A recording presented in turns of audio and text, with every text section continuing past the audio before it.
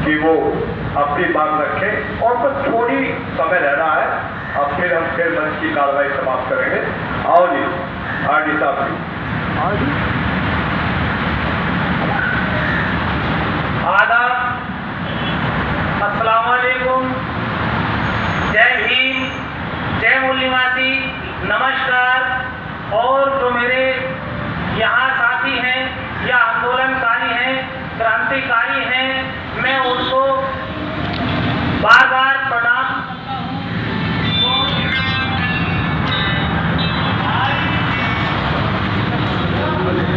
हम लोगों के बीच जो हमारे आंदोलनकारी, हमारे क्रांतिकारी साथी, हमारे बुजुर्ग, हमारे भाई, हमारी बहनें नहीं रही, उनको मैं नमन करता हूं। और आज आप जो यहाँ मेरे सम्मानित किसान भाई, मजदूर भाई, सब लोग यहाँ हमारे भारतवासी बैठे हैं, मैं उनको, आपको भी प्रणाम करता हूं।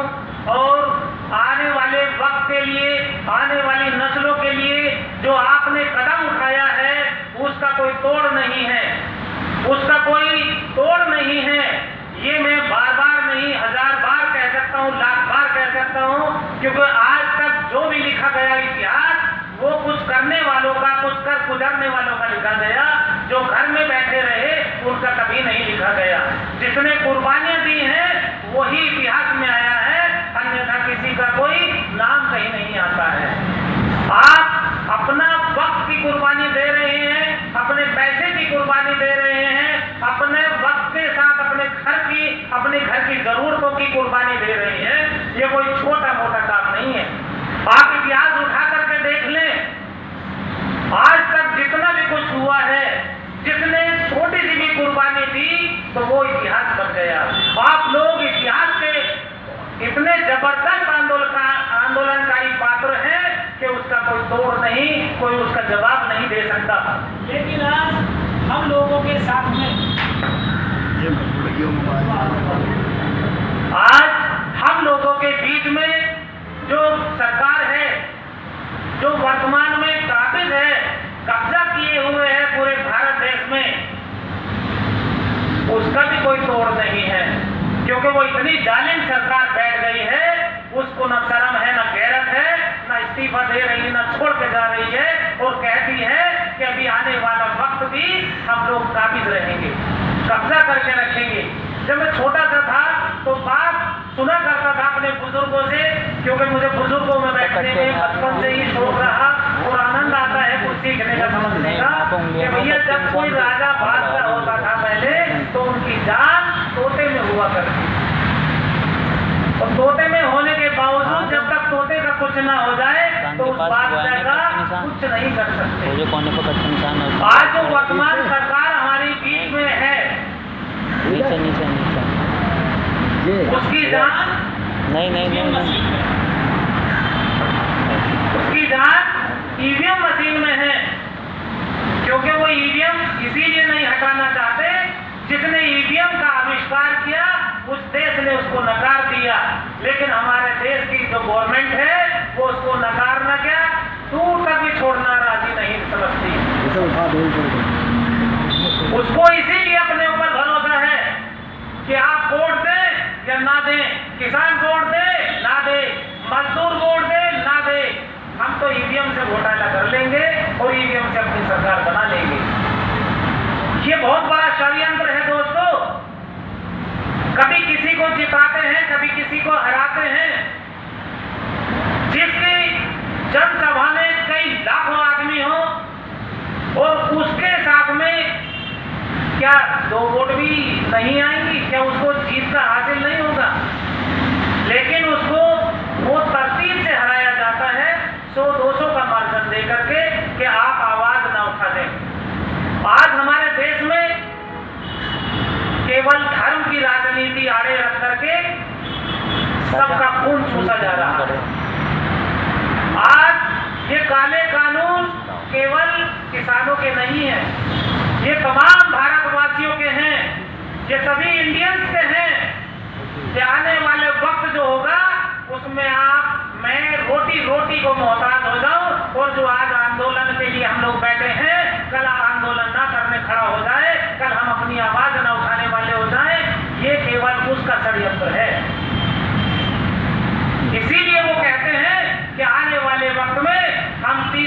35 साल अपनी सरकार को हमारी कोई हिला नहीं सकेगा, क्योंकि वो अपने षड्यंत्र बराबर जाल बुनाए रखते हैं। आज हम लोग जो समझते हैं कि केवल ये किसानों का आंदोलन है, ये किसानों का आंदोलन नहीं, प्रत्येक भारतवासी का है जो अपने भारत देश से प्रेम करता है।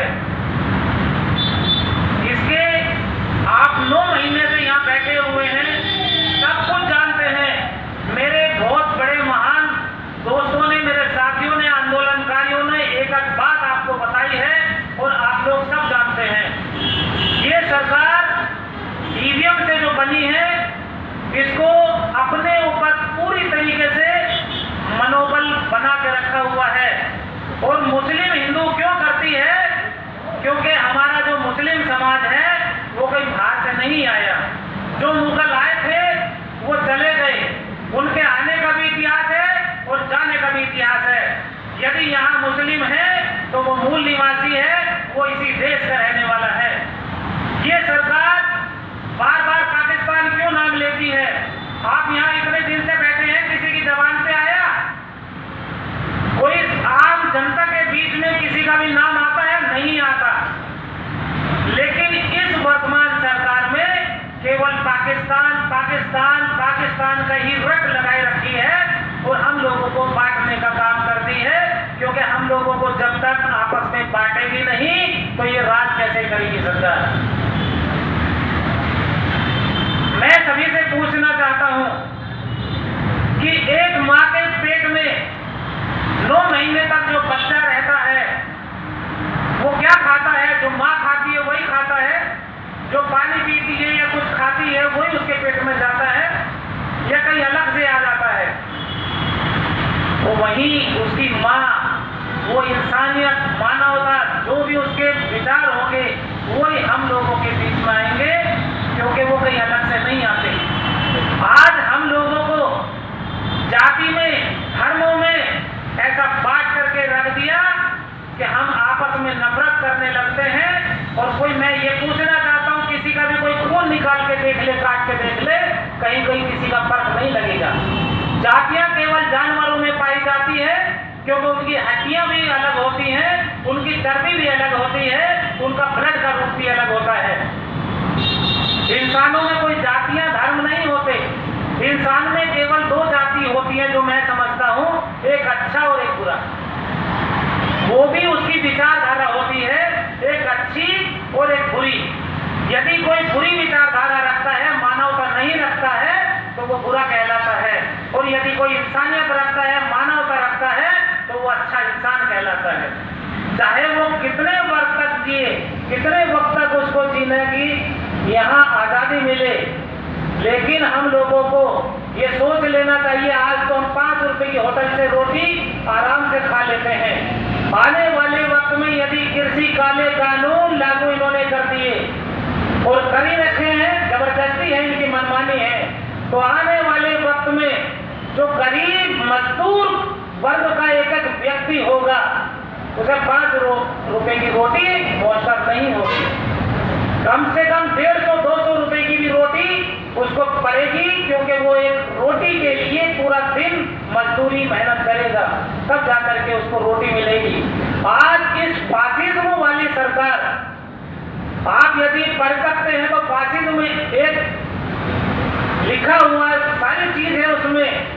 आज जो गवर्नमेंट है हमारी फासिज्म पे चल रही है, अपने कुछ साथियों को मालदार बना करके उन्हें पूंजीपति बना देना चाहती है, और बाकी जितने भी यहाँ के मूल निवासी या भारतवासी हैं उनको गरीब बना दे करके उन पर राज कर देना चाहती है।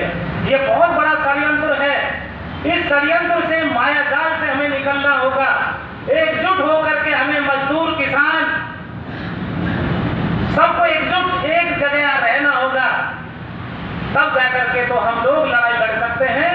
9 महीने, 10 महीने, 11 महीने, 1 साल सरकार के कानों पर जू नहीं चल रही, बल्कि जिस रोड पर बैठे हैं, जिस जगह पर बैठे हैं, वहां एक पक्की दीवार बना दी गई कि यही संविधान है, यही लोकतंत्र है, यही प्रजातंत्र है, यही जनतंत्र है। नहीं, ये फासिज्म है, फासिज्म कहलाता है। फाशीवादी युग हमारे बीच में चल रहा है। इस युग को हमें खत्म मिलजुल के करना होगा दोस्तों। हमें एक साथ गांव-गांव में लड़ाई लड़नी होगी, गांव-गांव से हमें जन आंदोलन करना होगा। इस बहरी गुंगी सरकार को नहीं तो कोई समझ में नहीं आएगा। इसको तो केवल समझ में आता है कहीं तो मंदिरों पे कुछ डलवा दो अभी, या फिर मस्जिदों में तोड़फोड़ करा दो, या मदरसों को ले लो। आप किसी मदरसे में अपने गाँव में चले जाओ, मैं जा करके मिलता हूँ, मस्जिदों में जा करके मिलता हूँ, कहीं तलवार नहीं मिलती, कहीं लठ नहीं मिलते, कहीं पिस्टल नहीं मिलते। केवल वहां तो सर झुकाते हैं और अपनी इबादत करते हैं। वो इबादत कहाँ है? लेकिन जो तलवार बाजी ले करके और वो गुंडे चारों ओर भागे फिरते हैं, उनके ऊपर कोई आवाज नहीं उठाता। क्यों? क्योंकि उन्होंने तो एक गुण गा रखा है, हिंदू हिंदुत्व। हिंदू हिंदुत्व से मुझे ये कोई बतला दे कि रोटी मिल जाएगी, क्या हमारा देश चल जाएगा? आज जो हमारा देश बेरोजगारी की कगार पर खड़ा है, महंगाई इस कदर हो गई है, आसमान भी ऊपर से छापता होगा और ये सोचता होगा कि बताइए हमारे इस भारतवासियों पर क्या गुजर रही है और ये कैसे अपना जीवन यापन कर रहे हैं। मैं तो अपने किसान भाइयों से, मैं तो अपने बुजुर्गों से किसानों की हिम्मत मानता हूँ, क्योंकि एक यही आंदोलनकारी है जो अपने बल पर चल रहा है। यदि किसी गरीब मजदूर का आंदोलन होता, अब तक टूट करके चूर हो गया होता। क्योंकि हमारा देश कृषि प्रधान देश है, लेकिन इस कृषि प्रधान देश को भी ये कहना चाहते हैं कि सब कुछ कोठी कुटलिया तुम्हारी है, लेकिन इसको हाथ न लगाना। यही है कृषि काले कानून कि सब कुछ हमारी जमीन जायदादें हैं, लेकिन उस पर कब्जा सरकार का या उनके पूंजीवादी साथियों का होगा। तो हम लोगों को एकजुट होकर के अपनी विचारधारा को एक साथ लेकर के हम लोग एक प्लेटफॉर्म पर जब तक नहीं आएंगे तो यह आंदोलन कच्चा पड़ा रहेगा। इस कच्चा पड़ने में हमारे बीच में कोई ना कोई हमारे ही षड्यंत्रकारी बीच में रहते हैं, जो हमारे आंदोलन को कच्चा करते हैं और दुश्मन को हमारी खबर देते हैं। आज ये सरकार हमारी अपनी नहीं है, ये हमारी दुश्मन बन चुकी है, ये हमारी दुश्मनी निभा रही है। वरना तो इसको हमारे क्या फिक्र नहीं होती, हमारे किसानों की, हमारी गरीबों की, मजदूरों की नहीं होती।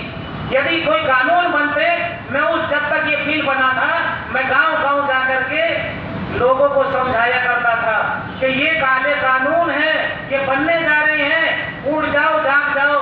तो बहुत सारे किसान साथी मुझे कहते थे कि भैया देखो हमें कुछ नहीं चाहिए, तुम हमें बिना मतलब की भटकाने मत आओ।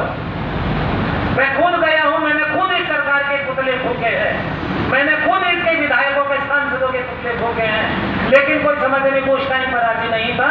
और जब ये कानून बन गया तो जब जाकर के लोगों को समझ में आया कि हाँ राजू गांधी साहब ये कुछ बदलाने आए थे और हमने नहीं माना था। लेकिन आज भी मैं यदि गांवों में जाकर के समझाना चाहता हूँ तो वो अभी भी कुछ षड्यंत्रकारी उसमें बीच में सरकार के बल्ले लगे हुए हैं और हमारे किसानों को, मजदूरों को बहकाने पर लगे हैं। इस लोकतंत्र को चलाने के लिए विधायिका, कार्यपालिका, न्यायपालिका और मीडिया, ये चार स्तंभ है मजबूत। लेकिन इसमें जो आज मजबूत है, हमारे अपने ही लोग वहां बैठे हुए होकर के, कानून बनाने वाले होकर के केवल दुश्मनों का साथ दे रहे हैं, इस सरकार का साथ दे रहे हैं। हमें अपने ही लोगों पर भरोसा करना होगा, उन्हें हमें लेना होगा भरोसे में, तब जाकर के हम लोग सफल होंगे। जो हमारे सांसद विधायक हैं, उन लोगों के घरों में जाकर के उन पे हमें बात रखनी होगी, उनको काबिज करना होगा, गांव-गांव में जाकर के उनके पुतले फूकने होंगे, उनको याद दिलाना होगा कि आने वाले वक्त में तुम लोगों को यदि वोट चाहिए या हम लोगों का साथ चाहिए तो हमारे साथ देना होगा।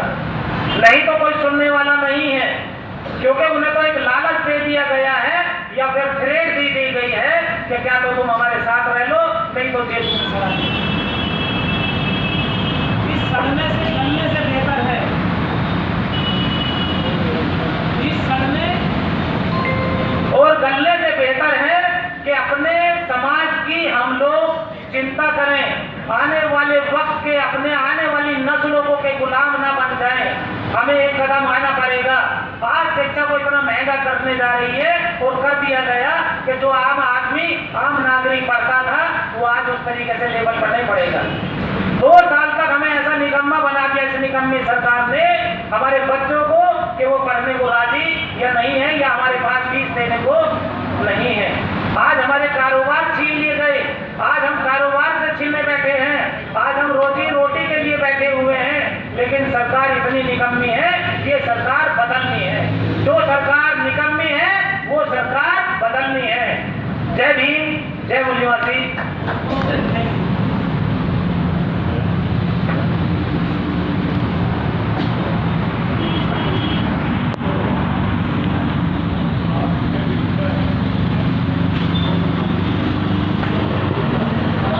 आपके बीच में बस 1-2 मिनट का मामला है और 2 मिनट बैठ जाओ, बस मीटिंग खत्म कर रहे हैं, बैठ जाओ प्लीज।